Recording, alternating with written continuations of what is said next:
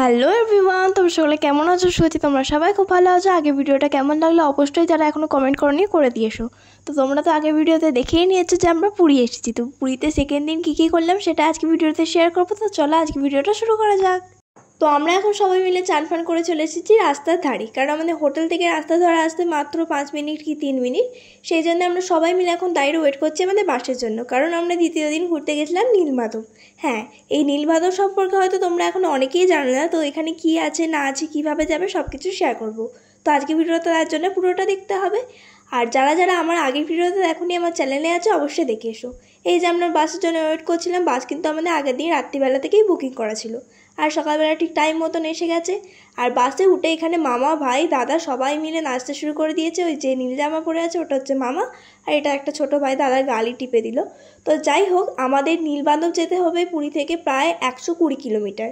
আমাদের মোটামুটি লেগেছিল 4 ঘন্টা কি 3.5 ঘন্টা এরকম লেগেছিল, মিনিমাম 4 ঘন্টায় ধরতে পারো। আর বাসে যেতে যেতে চুপচাপ তো অতক্ষণ বসে থাকা যাবে না, আমরা গান শুনছিলাম, গল্প করছিলাম। আর গান যদি দিই এক্ষুনি আমার ভিডিওতে কপিরাইট পড়ে যাবে, সেই জন্য গানটা শেয়ার করতে পারলাম না।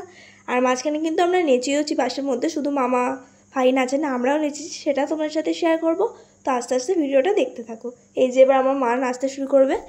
আর আগের দিন হোটেল সম্পর্কে যেটা বলছিলাম সেটা আমি এই ভিডিওতেই বলবো। পুরীতে আমরা যেই হোটেলটা ছিলাম সেটা হচ্ছে ট্যাক্সিবালি বলে একটা হোটেল। সেখানকার বিহেভিয়ার তো খুবই বাজে। আমরা টোটাল 11টা রুম নিয়েছিলাম, এবার আমাদের 2টো রুম কম পড়ছিল, সেই জন্য আমরা তাদের কাছ থেকে সকালবেলা রুম চেয়েছি, বিকালবেলা পর্যন্ত রুম দেয়নি। গ্যাস চাইছি, কখন বলেছি যে রান্নার গ্যাস দিন, তারা দেয়নি, বলছে আমরা এই কাজ করছি ওই কাজ করছি, বলেছি বলে আবার ঝগড়া শুরু করছি। সেই সময় যদি ভিডিওটা করতে পারতাম ভালোই হতো।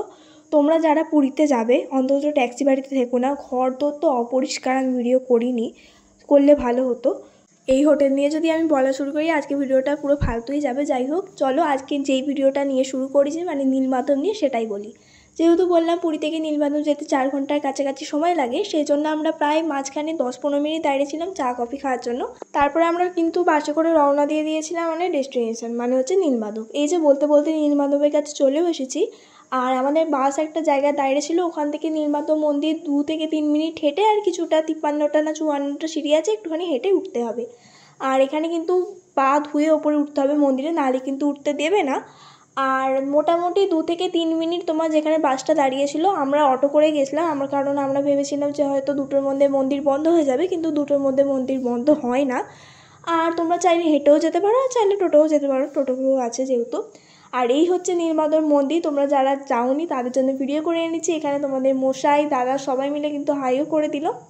আর সিঁড়িগুলো অনেকটাই খাড়া, যারা বয়স্করা যাবে একটুখানি সাবধানে উঠবে। আর এখানে মন্দিরে মানে নীলমাধবের পুজো দেওয়ার জন্য এখানে কিন্তু ডালারও দোকান আছে, একটা দুটো। আগে তো এগুলোও ছিল না, আস্তে আস্তে লোক যাচ্ছে, থেকে থেকে এগুলো বাড়বে। আর কি সুন্দর আকাশটা লাগছে দেখো। আর তোমাদের জন্য কিন্তু আমি ভালো করে নীলমাধব মন্দিরে ভিডিও করে নিয়েছি, ভেতরটাও তোমাদের সাথে শেয়ার করে দিয়েছি, ঠাকুরটাও তোমাদের সাথে শেয়ার করব, তার জন্য ভিডিওটা তোমাদের দেখতে হবে। আর আজকের ভিডিওটা কেমন হয়েছে অবশ্যই কিন্তু আমার কমেন্টে বলে দিও। আর এখানে চারপাশে কী সুন্দর ঠাকুর আঁকা, কী সুন্দর কালার করে, অনেক কিছুই আছে। আর মোটামুটি ওখানে ভিড় ছিল। এই হচ্ছে নীলমাধব। আর ওইখানে সব থেকে যে জিনিসটা ভালো লেগেছে আমার, যে বাউনরা বাড়ির লোকজনের গোত্র নাম সব কিছু জিজ্ঞাসা করে পুজো দিচ্ছে, এই জিনিসটা খুবই ভালো লেগেছে। এই হচ্ছে নীলমাধব, তোমরা ভালো করে দর্শন করে নাও।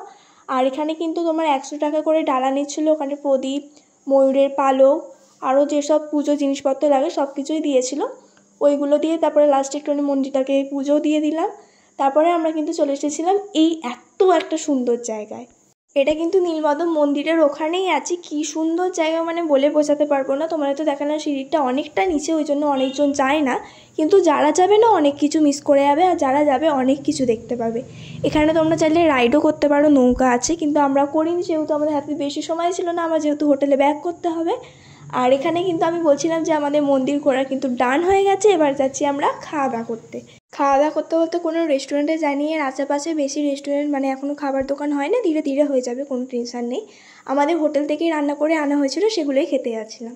আমরা গাড়ির পাশে যাবই তখনই দেখলাম এত সুন্দর একটা মন্দির। আমরা তো ফার্স্টে দেখে ভেবেছিলাম শিবের মন্দির, তারপর দেখলাম শিবের নয়, এই ঠাকুরটার মন্দির। তারপর ওই ঠাকুরটার মন্দির দর্শন করে আমরা চলে এসেছিলাম খেতে। কী কী মেনুতে ছিল বলে দিই। তারপরে আমরা খেয়ে দিয়ে উঠে পড়েছিলাম গাড়িতে। তো চলো তোমার সাথে একটুখানি গাড়ি যেখানটা ছিল সেটাও শেয়ার করে দিলাম। এবারে গাড়িতে আস্তে আস্তে যেহেতু আবার টোটাল সারাদিন মিলিয়ে 8 ঘন্টা, আর মাঝখানে দাঁড়িয়েছিলাম এই যে বৌদি, আমি, বোন সবাই গরমে কেমন হয়ে গেছে। আর সেদিন মোটামুটি ওই সাইডটা বৃষ্টি পড়ছিল বলে অতটা কষ্ট হয়নি, মোটামুটি চলে গেছে। আর আসার সময়তেও কিন্তু আমরা সবাই মিলে চা কফি কোল্ড ড্রিঙ্কস খেয়েছি। এই হচ্ছে পুরী মার্কেট, তোমরা দেখে নাও স্বর্গদ্বারের ওখানটা। আজকে ভিডিওটা এইটুকুই ছিল, আশা করছি তোমাদের ভালো লেগেছে। বাই।